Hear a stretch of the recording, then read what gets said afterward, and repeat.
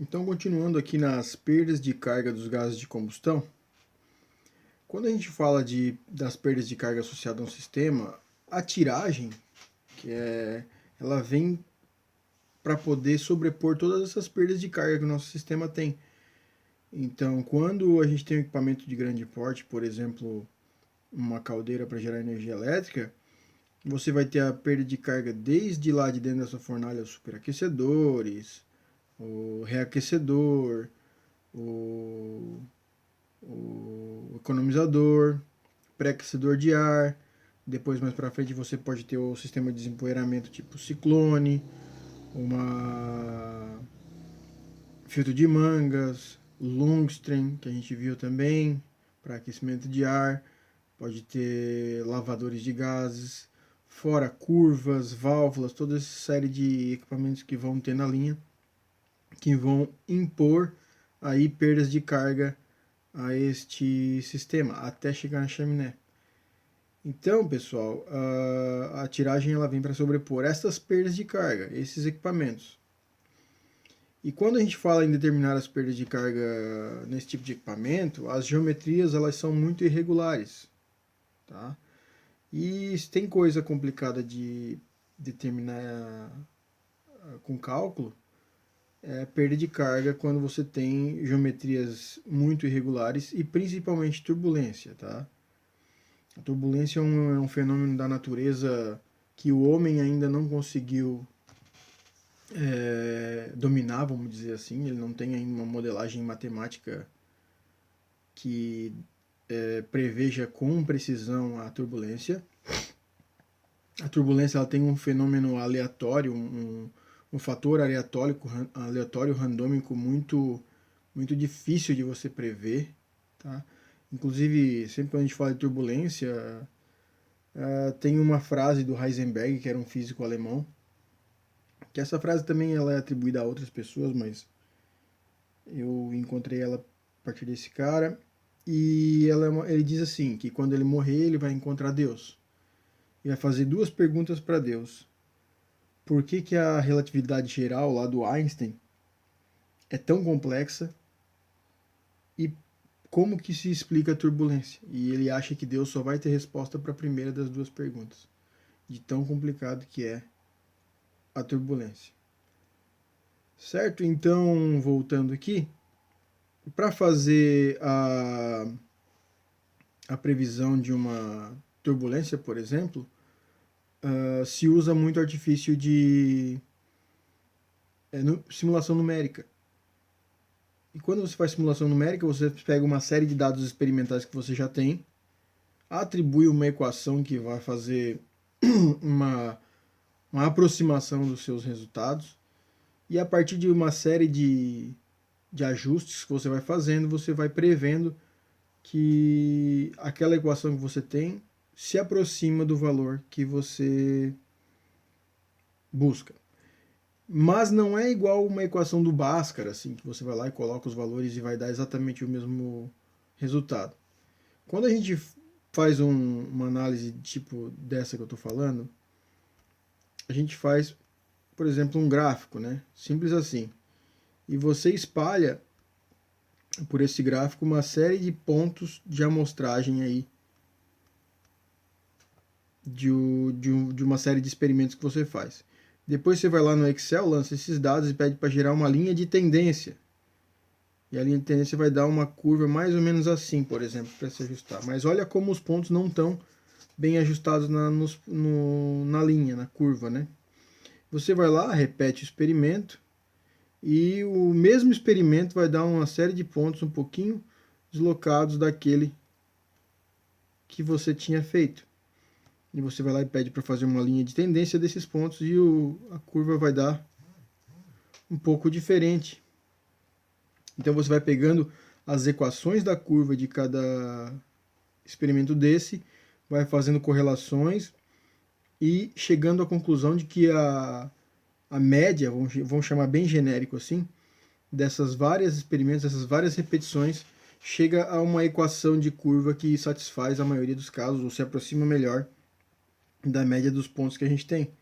Mas se você pegar a equação da curva e dizer um valor de x e um valor de y para essa curva, por exemplo, na verde, o ponto não vai estar exatamente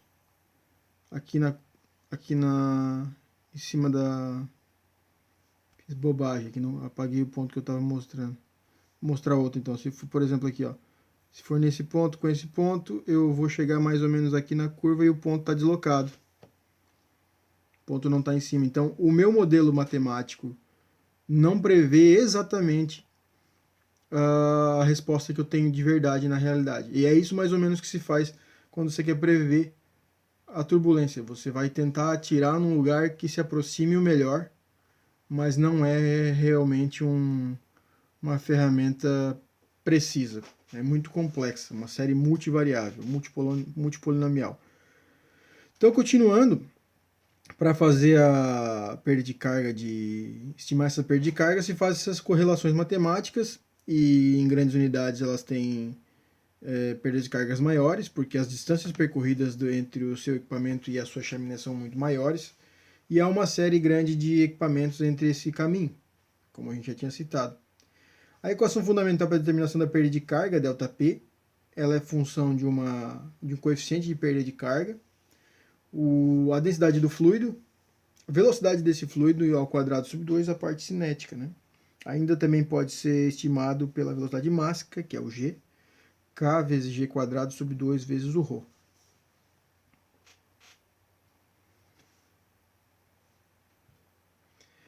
O coeficiente de perda de carga, então, ele é dado pela razão entre a perda de carga, só fazendo uma mudança, um rearranjo aqui das variáveis da mesma equação do ΔP.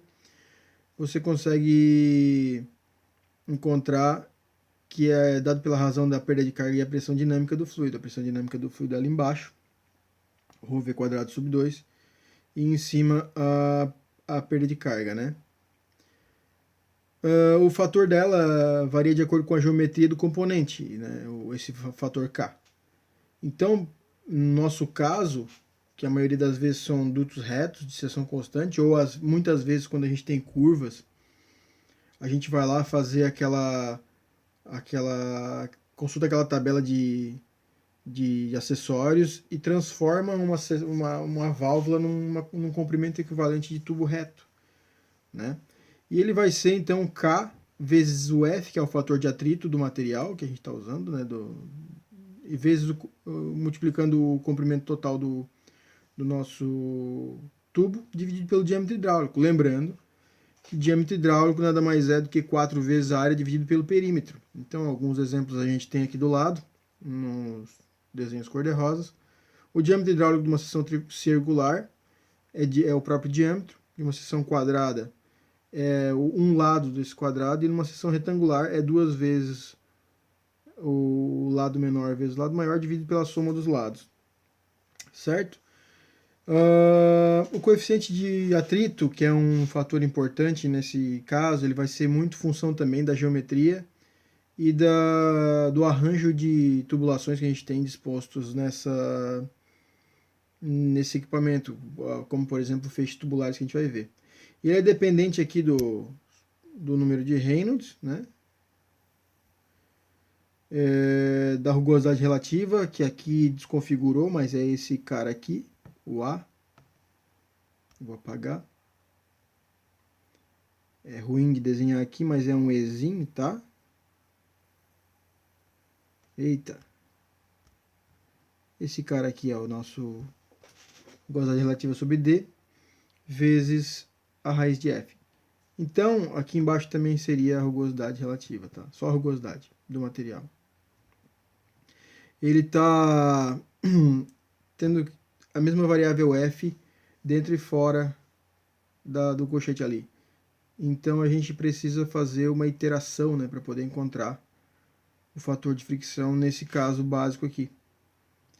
Então existem duas formas de você calcular esse F, usando as equações empíricas que vários autores têm, ou o diagrama de Moody que a gente já viu lá em mecânica dos fluidos, que é esse cara aqui. Então, fazendo um exemplo bem rápido aqui, se a gente tivesse, por exemplo, um diâmetro de 25 milímetros uma tubulação de, para ficar mais fácil aqui, de borracha.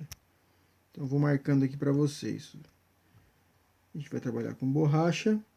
O diâmetro de o diâmetro dele de 25 milímetros, tá? Desculpa a letra aí, não estou acostumado. Então, você vai pegar a rugosidade, que é 0,01, e dividir pelo seu 25 milímetros, que vai dar, vou fazer rapidinho aqui, 0,01 dividido por 25, que vai dar esse cara aqui, 0,0004, que é a minha rugosidade relativa. Então, admitindo que o meu número de Reynolds seja, por exemplo, 10/4, que está aqui embaixo, eu vou projetar o meu 10/4 para a minha linha aqui do meu diagrama de Moody. E jogando aqui,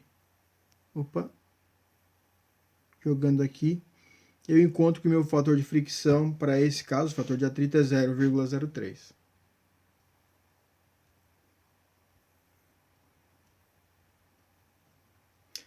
Mas ainda existe a possibilidade de eu fazer contas, né? Fazer cálculos. Então, para alguns casos, eu consigo calcular o fator de fricção em feixes tubulares com o número de Reynolds acima de 1000. E o número de Reynolds, e o fator de fricção, ele depende não só do número de Reynolds, como também das características geométricas do feixe tubular. Então aqui na direita a gente tem dois arranjos de tubos, esses tubos estão sendo vistos de corte, né? E os gases estão vindo aqui de baixo para cima. Então quando eu tenho ele alinhado, eu consigo enxergar que eles formam aqui, eles têm as distâncias equivalentes, né? Formando quadradinhos. Enquanto no arranjo não alinhado, típico, que é o que ele chama de quincôncio ali, vão formar então triângulos aqui, certo? Então eu tenho só que aplicar aqui a minha equação do fator de fricção, quando é alinhado, e quando não é não alinhado, o quincôncio. Lembrando que o Reynolds que eu estou usando aqui é sempre o número de Reynolds máximo, tá? O número de Reynolds máximo é máximo quando eu tenho o meu escoamento em maior velocidade. E quando eu vou ter o meu escoamento em maior velocidade? No menor espaçamento possível entre a geometria que está me se apresentando. Então, se o meu gás está escorrendo de baixo para cima, eu tenho que pegar aquele SF ali e calcular o número de Reynolds entre esses dois espaços, esse espaço aqui. Se por acaso eu tivesse uma parede muito encostada do tubo aqui, e esse espaço aqui fosse menor do que o espaçamento entre tubos, o meu número de Reynolds máximo fica entre a parede e o primeiro tubo. E é esse número de Reynolds que eu tenho que aplicar aqui na equação.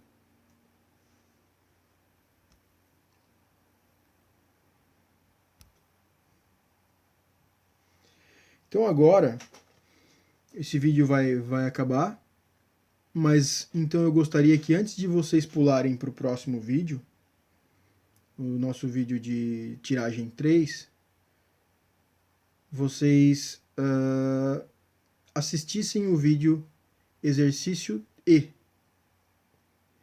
E aí vocês vão ver a resolução desse exemplo aqui, que é calcular nada mais nada menos que os fatores de fricção, fatores de atrito, para um caso específico aqui que a gente resolve junto. Depois a gente continua no próximo vídeo.